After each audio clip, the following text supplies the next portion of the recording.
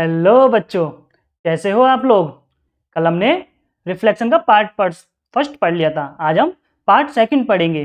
कल हमने क्या क्या पढ़ा था कि रिफ्लेक्शन क्या होता है, रिफ्लेक्शन कैसे होता है, रिफ्लेक्शन क्यों होता है, कॉजेज ऑफ रिफ्लेक्शन पढ़े, रिफ्लेक्शन के इफेक्ट्स पढ़े, हमने पढ़ा डेंस मीडियम पढ़ा, हमने रेयर मीडियम पढ़ा। ये सब कुछ हमने पढ़ा था। आज हम बाकी का आगे का स्टार्ट करेंगे। तो चलिए शुरू करते हैं, ठीक है। तो आज हम पढ़ेंगे लॉ ऑफ रिफ्लेक्शन। क्या पढ़ेंगे बेटा? लॉ ऑफ रिफ्लेक्शन पढ़ेंगे। आज हम लॉ ऑफ रिफ्लेक्शन पढ़ेंगे। तो मैं निकाल लेता हूँ वो पेज अपना रिफ्लेक्शन वाला। Law of reflection. चलो, अरे अरे अरे अरे रुको भैया, कहाँ जा रहे हो। हम पढ़ेंगे अब law of reflection of light. आज हम पढ़ेंगे law of reflection of lights पढ़ेंगे। क्या पढ़ेंगे बेटा? Law of reflection of light पढ़ेंगे, ठीक है। ये डायग्राम हमने कहा रिफ्लेक्शन ऑफ लाइट में थोड़ा थोड़ा देख रहा था, नहीं देख रहा था? सिंपल थोड़ा थोड़ा डायग्राम वही है। तो देखो इसमें दिखाते हैं। ये क्या है? इंसिडेंट रे।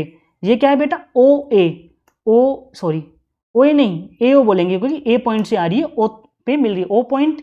इस ओ पॉइंट को अपन क्या बोलेंगे? सबसे पहले तो इस पॉइंट ओ को देखते हैं। इसे हम बोलेंगे इंसिडेंट पॉइंट।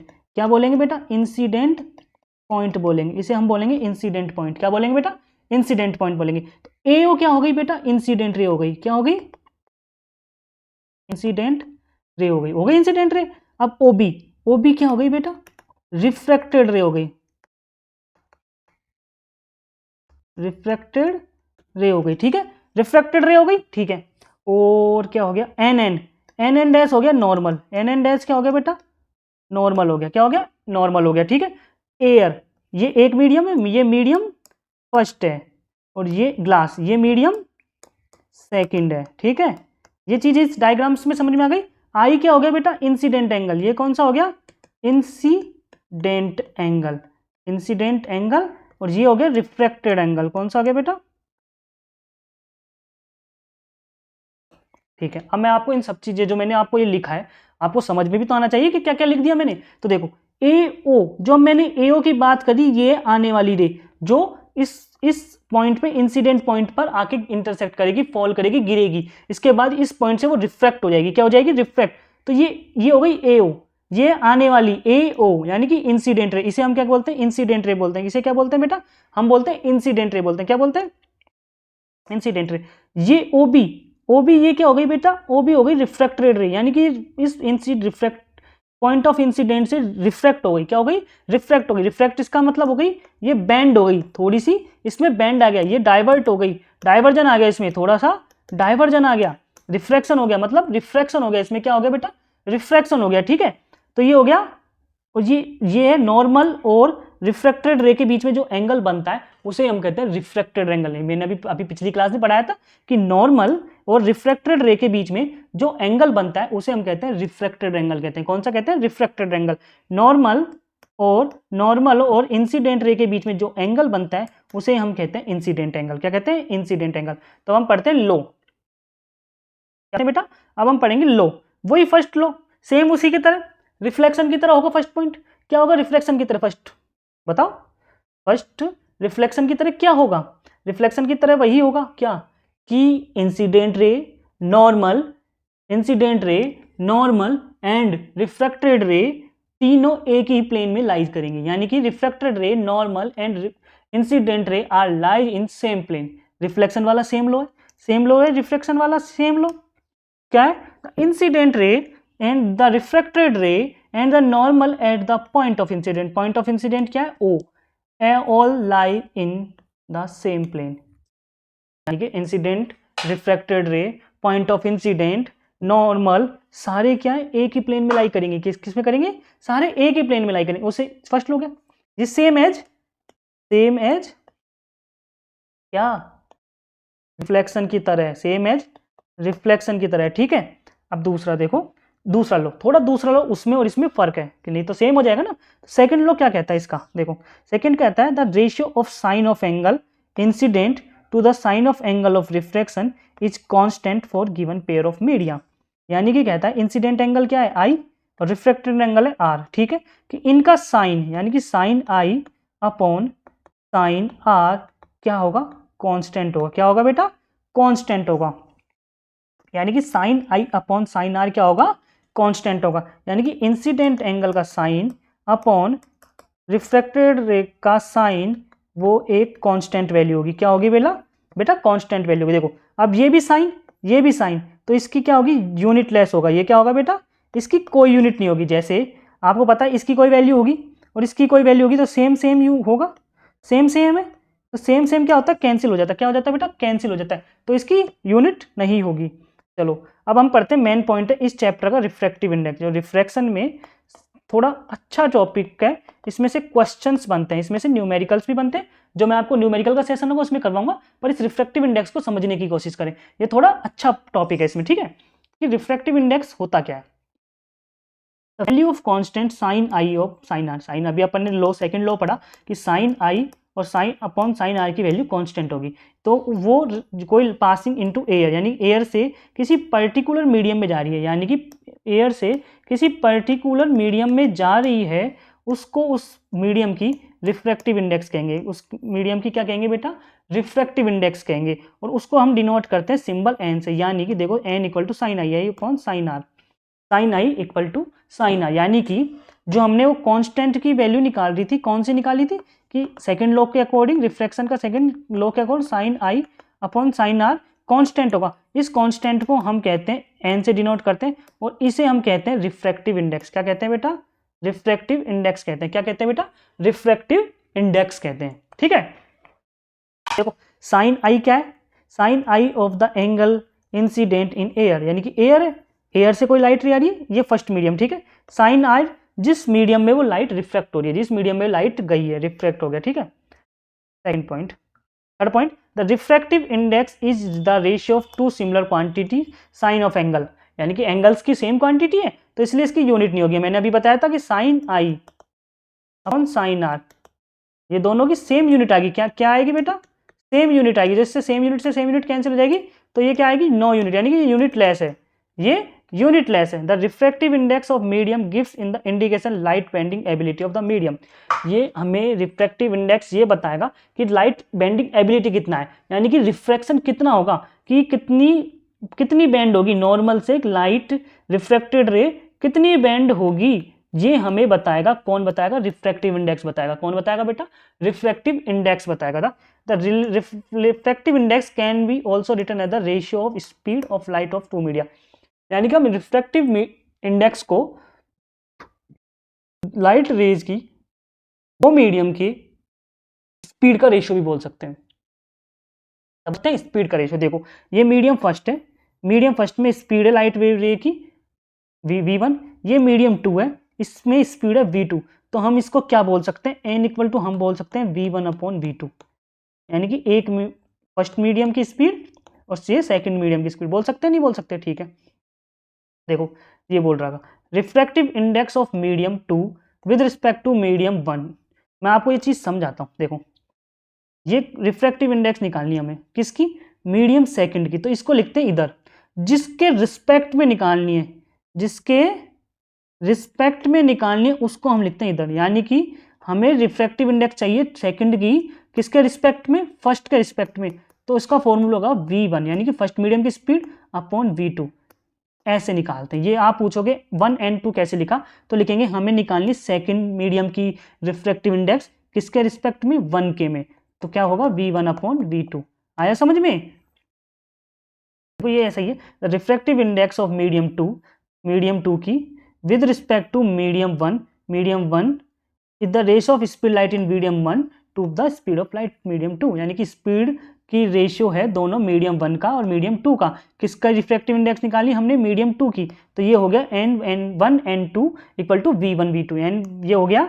इसका मतलब क्या हो गया, refractive index of medium 2 with respect to medium 1, v1 क्या हो गया, speed of light in medium 1, v2 क्या हो गया, speed of light in medium 2। आगे समझ में। अगला point, when light is going from one medium to another medium then the value of refractive index is called relative refractive index.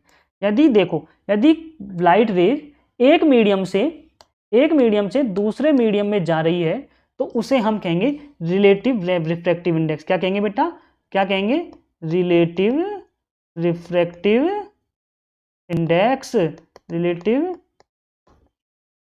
Refractive index बोलेंगे उसे, हम क्या बोलेंगे, रिलेटिव रिफ्रैक्टिव इंडेक्स बोलेंगे, ठीक है। यदि when light is going from vacuum to another, ये इसमें जो अपन ने अभी पढ़ा ना, एक मीडियम से सेकंड मीडियम जा रही है, उसमें वैक्यूम और एयर मीडियम नहीं है, हमको वैक्यूम और एयर मीडियम नहीं लेना, इनको छोड़ के बाकी के मीडियम में, बाकी के एक मीडियम से दूसरे मीडियम जानी, किस किस को छोड़ के, एयर और वैक्यूम, यानी कि रिलेटिव रिफ्रैक्टिव इंडेक्स में एयर और वैक्यूम को हम कंबाइन नहीं करते, उसको हम इसमें शामिल नहीं करते हैं, ठीक है।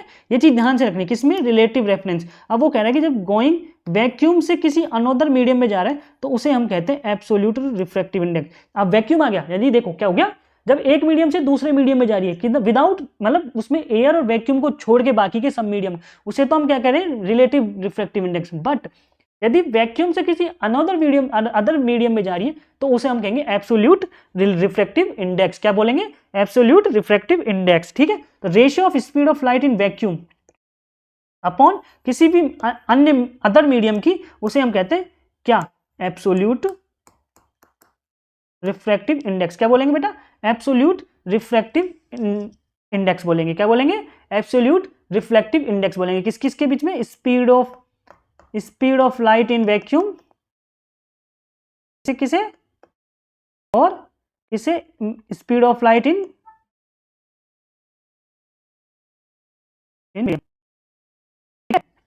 ओके।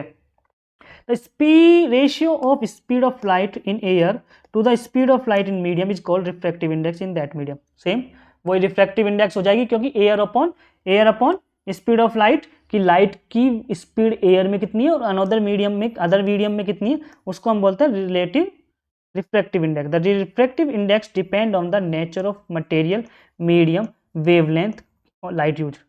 ये हमने पिछले चैप्टर में पढ़ा। अब स्पीड ऑफ लाइट किस पे डिपेंड करती है, रिफ्रैक्टिव इंडेक्स किस पे डिपेंड करती है, रिफ्रैक्टिव इंडेक्स किस पे डिपेंड करती है बेटा, किस पे डिपेंड करती है, स्पीड ऑफ लाइट पे, स्पीड ऑफ लाइट पे। और स्पीड ऑफ लाइट किस पे डिपेंड करती है, तो मीडियम पे डिपेंड करती है। मीडियम मतलब मटेरियल की, मटेरियल कौन सा है, वेवलेंथ पे डिपेंड करती है।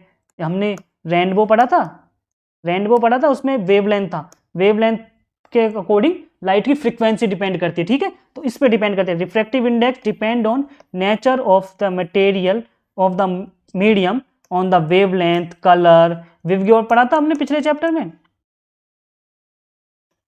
पढ़ा था नहीं पढ़ा था, विवग्योर, YOR है ना, ठीक है। ये relative refractive index of some common substance, ये क्या बता रहा है कि किसी कॉमन सब्सटेंस की रिलेटिव इंडेक्स बता रहा है, refractive index, sorry refractive index बताता है। देखो एयर की कितनी होती है 1.0003, आइस की कितनी होती है 1.31, वाटर की कितनी होती है बेटा 1.33, एल्कोहल की कितनी होती है 1.36, सल्फ्यूरिक एसिड की कितनी होती है 1.43, केरोसिन की कितनी होती है 1.44, टर्पेंटाइन ऑयल की कितनी होती है 1.47, बेंजीन की कितनी होती है 1.50, क्राउन ग्लास की होती है 1.52, कार्बन डाइसल्फाइड की होती है 1.63, डेंस फ्लिंट ग्लास की होती है 1.65, रूबी की होती है 1.75, सैपियर की होती है 1.77 और डायमंड की सबसे ज़्यादा होती है 2.42।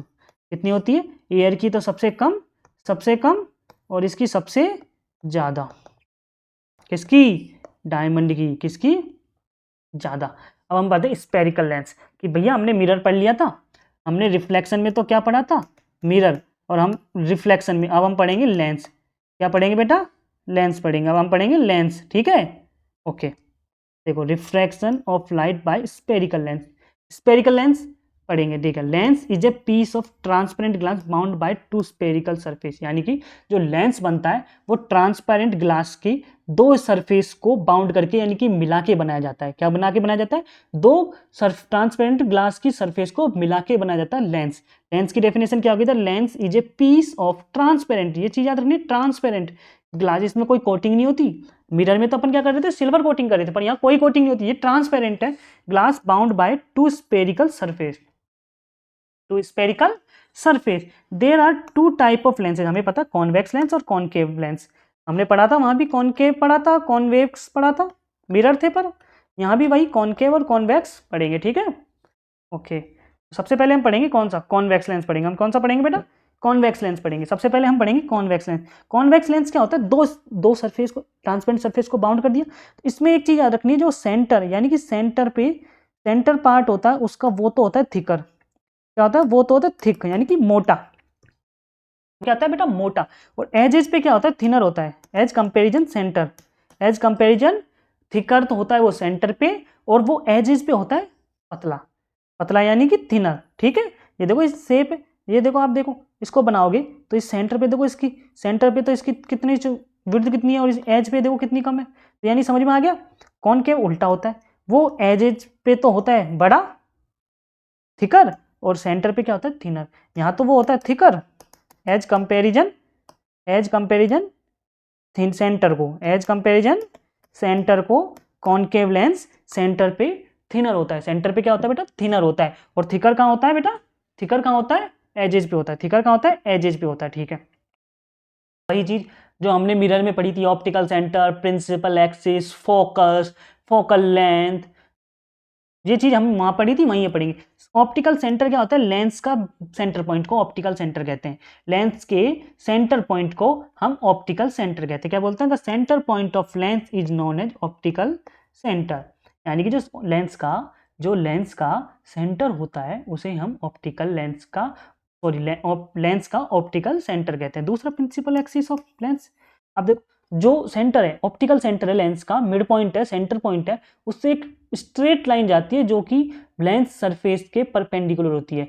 जो कि लेंस सरफेस के क्या होती है बेटा, परपेंडिकुलर होती है। उसे हम कहते हैं प्रिंसिपल एक्सिस ऑफ लेंस। क्या कहते हैं बेटा, principal axis of lens. The principal axis of lens is a line passing through the optical centre of the lens and perpendicular to the both of the faces of lens. जैसे मैं अब आपको convex lens बनाता हूँ, ये centre point है, ये कौन सा हो गया, ऑप्टिकल सेंटर। इससे एक स्ट्रेट लाइन पास कर रही है जो कि दोनों फेस से 90 डिग्री पे यानी परपेंडिकुलर पे है कि नहीं है, दो परपेंडिकुलर, ठीक है। ये प्रिंसिपल एक्सिस हो गई, ठीक है। अब देखो फोकस पॉइंट और फोकल लेंथ पढ़ने, प्रिंसिपल फोकस जो कि हमने मिरर में पढ़ा था उसी हिसाब से हम यहाँ लेंस में पढ़ेंगे। पर सबसे पहले यहाँ है कॉन्वेक्स लेंस। कौन सा है, कॉन्वेक्स लेंस। देखो वही पैरेलल रे आई, ये लेंस की सरफेस पे आकर, लेंस की सरफेस से क्या हो जाता है, इसका रिफ्रैक्शन हो जाता है। रिफ्रैक्शन यानी कि ये हो जाती है कन्वर्ज। ये क्या हो जाती है बेटा, कन्वर्ज होके एक पॉइंट पे आके मिलती है, एक पॉइंट पे आके मिलती है। जिस पॉइंट पे आकर ये मिलती है उसे हम क्या कहते हैं, फोकस कहते हैं। उसे हम क्या कहते हैं, फोकस कहते हैं। उल्टा हो रहा है, कॉन्वेक्स मिरर में क्या होता था, लाइट वे डाइवर्ज हो रही थी, लाइट रे क्या होती थी, डाइवर्ज हो रही थी। पर कॉन्वेक्स मिरर में क्या हो रही है बेटा, कन्वर्ज हो रही है। क्या हो रही है, कन्वर्ज हो रही है। क्या हो रही है बेटा, कन्वर्ज हो रही है। इसलिए इसे हम कन्वर्जिंग मिरर भी कहते हैं। कॉन्वेक्स लेंस को हम कौन सा लेंस कहते हैं, कन्वर्जिंग लेंस कहते हैं। कौन सा लेंस कहते हैं, कन्वर्जिंग लेंस कहते हैं, ठीक है। ये जिस पॉइंट पर आकर कन्वर्ज हो रही है उसे हम फोकस कह रहे हैं। और ऑप्टिकल सेंटर से लेके फोकस पॉइंट तक जो डिस्टेंस, उसे हम कहते हैं फोकल लेंथ।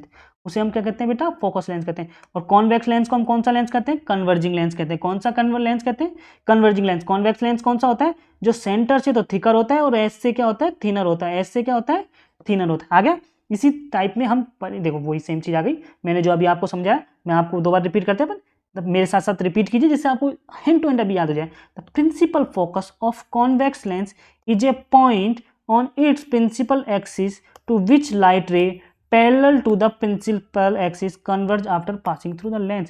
मतलब प्रिंसिपल फोकस वो होता है जब लेंस से कोई लाइट रेज कन्वर्ज होने के बाद जिस पॉइंट पर मिलती है उसे हम प्रिंसिपल फोकस करते हैं। अब यहाँ पर मिल रही है ना, देखो ये यहाँ पर मिल रही है, ये मिल रही है, तो यानी कि ये क्या हो गया, रियल फोकस हो गया।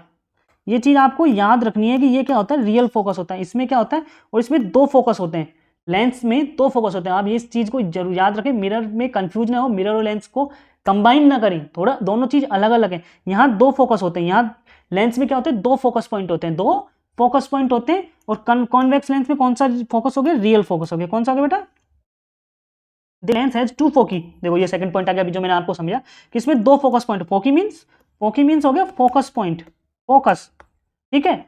The two focus of lens are equal distance, मतलब ये इधर भी फोकस होगा और इधर भी फोकस होगा, पर ये दोनों का जो फोकल लेंथ होगी, दोनों की तरफ जो फोकल लेंथ होगी वो क्या होगी बेटा, इक्वल होगी। वो क्या होगी बेटा, इक्वल होगी। अलग अलग नहीं होगी कि इधर वाले की फोकस, इस इधर वाले फोकस पॉइंट की लेंथ अलग, उधर वाले फोकस पॉइंट की लेंथ नहीं, दोनों फोकस पॉइंट की फोकल लेंथ होगी, लेंस की फोकल लेंथ दोनों पॉइंट्स पे सेम होगी। क्या होगी बेटा? सेम होगी। ठीक है, convex lens has real focus, ये चीज आपको याद रखनी है। कॉन्वेक्स लेंस में कौन सा होता है? Real focus. अब मैं आपको थोड़ा सा रिपीट कराने की कोशिश करता हूँ रिफ्लेक्शन से। कॉनकेव मिरर की, कॉनकेव मिरर का फोकस कौन सा होता था? वर्चुअल। और कॉनकेव मिरर का फोकस कौन सा होता था? रियल। रियल। और कॉन्वेक्स मिरर का फोकस कौन सा होता था? वर्चुअल। यहां उल्टा हो गया, कॉन्वेक्स मिरर में वर्चुअल था, पर कॉन्वेक्स लेंस में यहां रियल फोकस है। ऐसे थोड़ा सा आप अपना दिमाग खोल के रखोगे तो कंफ्यूज नहीं होगे। मिरर और यहां दोनों अलग अलग है। कॉन्वेक्स मिरर था डाइवर्जिंग मिरर, और यहां पे कॉन्वेक्स मिरर है कन्वर्जिंग मिरर, यानी कि अपोजिट है। मिरर लेंस के अपोजिट। आपको याद, एक चीज याद हो जाए, आप थोड़े, मान लो आप एवरेज से थोड़े डाउन बच्चे हो तो उनके लिए ट्रिक है। इंटेलिजेंट बच्चों के लिए तो कंफ्यूज होने का कोई चांसेस नहीं है, वो समझ जाएंगे। पर यदि थोड़ी समझ में नहीं तो आप ये समझ लेना कि जो लेंस है मिरर का अपोजिट है। कॉन्वेक्स मिरर में जो काम होता था कॉन्वेक्स लेंस में वो अपोजिट होगा वो। ठीक है, the focal length of lens is the distance between the optical centre and principal focus. वही बताया, फोकल लेंथ क्या होती है? प्रिंसिपल पॉइंट, ऑप्टिकल सेंटर और फोकस के बीच की डिस्टेंस होती है। Convex lens and known as converging lens. मैंने बताया क्यों? क्योंकि लाइट रेज क्या हो रही, कन्वर्ज हो रही है। लाइट रेज क्या हो रही थी? कन्वर्ज हो रही थी। Because it converging to point at parallel beam light ray. जो कोई पैरेलल बीम लाइट रे जो इससे पास कर दी थी, उन्होंने इसको कन्वर्ज कर दी। क्या कर दी? कन्वर्ज कर दी। अब दूसरा आ गया कॉनकेव लेंस। क्या क्या?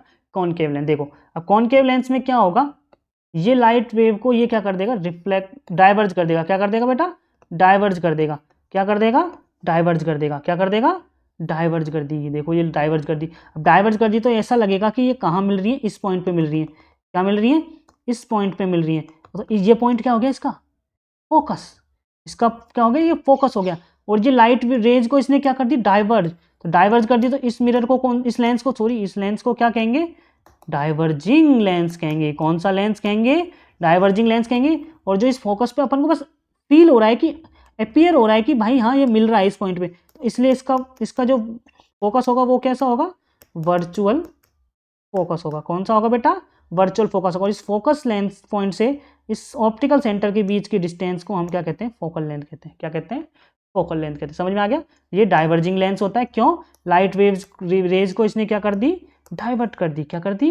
डाइवर्ट कर दी। इसलिए इसे हम डाइवर्जिंग लेंस भी कहते हैं। किसको कहते हैं? कॉनकेव लेंस को कहते हैं। किसको कहते हैं? कॉनकेव लेंस को हम डाइवर्जिंग लेंस भी कहते हैं।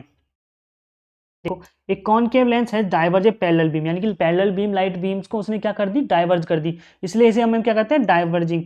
अब ये बोलो फोकस क्या होता है? फोकस की डेफिनेशन क्या होता है? Principal focus of concave lens is a point on its principal axis, यानी कि फोकस पॉइंट किस कौन सी एक्सिस पे होता है?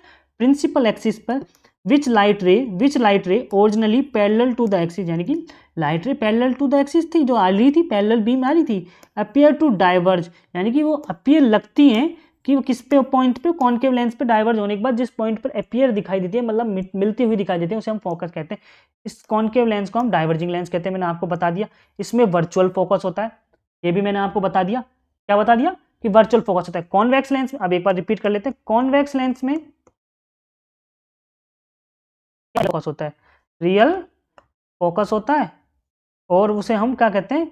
कन्वर्जिंग मिरर कहते हैं, कन्वर्जिंग लेंस कहते हैं। मिरर बार बार याद आ रहा है, ऐसे ही कंफ्यूज होते हैं। दूसरा पॉइंट है कॉनकेव।